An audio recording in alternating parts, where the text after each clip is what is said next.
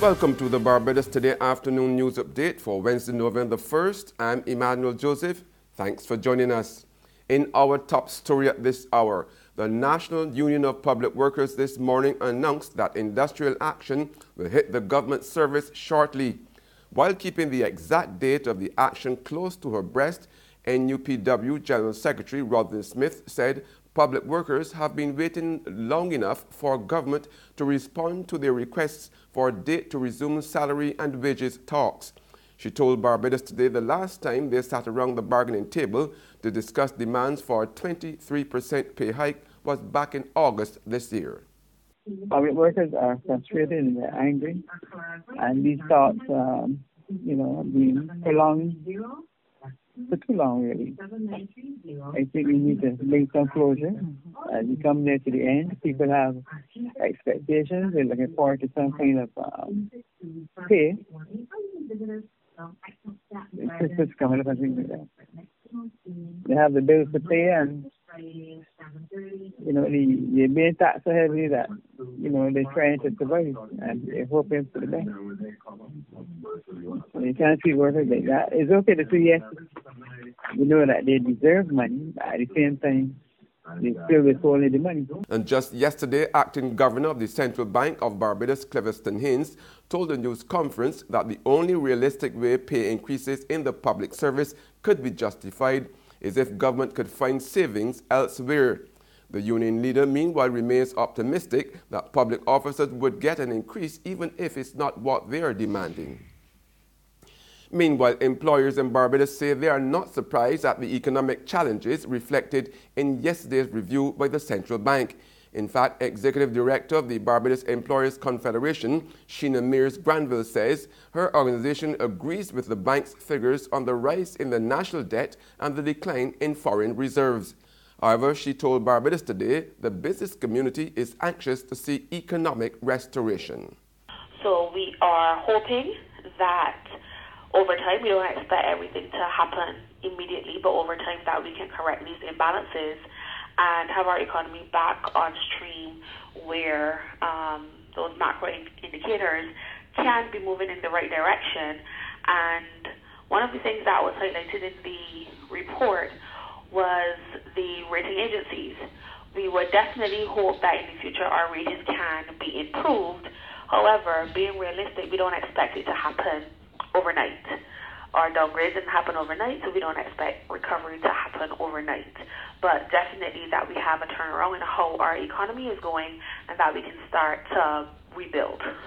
In sports now, Shane Dowridge and Jason Holder both scored centuries before the West Indies bowlers struck 4 times to strengthen their grip on the second test against Zimbabwe today.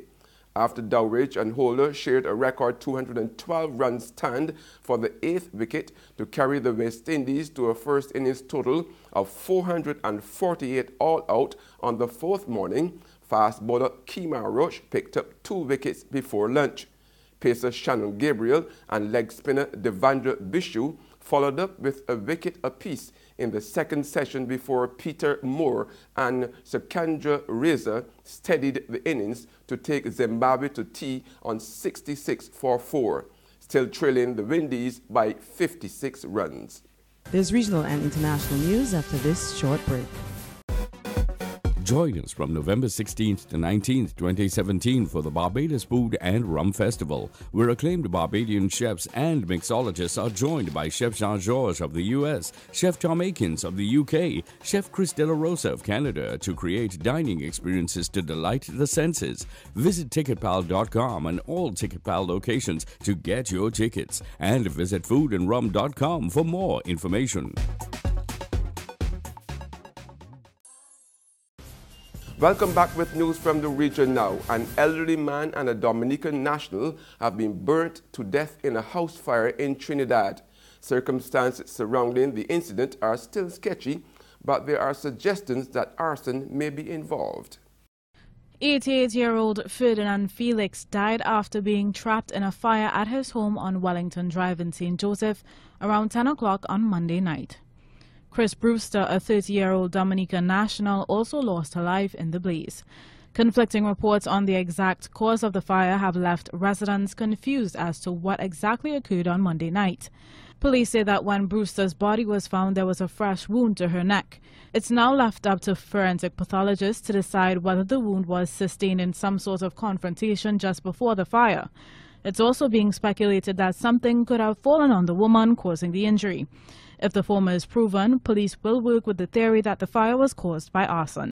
And on the global front, U.S. President Donald Trump today criticized the nation's visa system in the wake of Tuesday's truck attack in New York City that left 8 people dead, blaming Democrats and pressing a merit-based program for immigrants to the United States.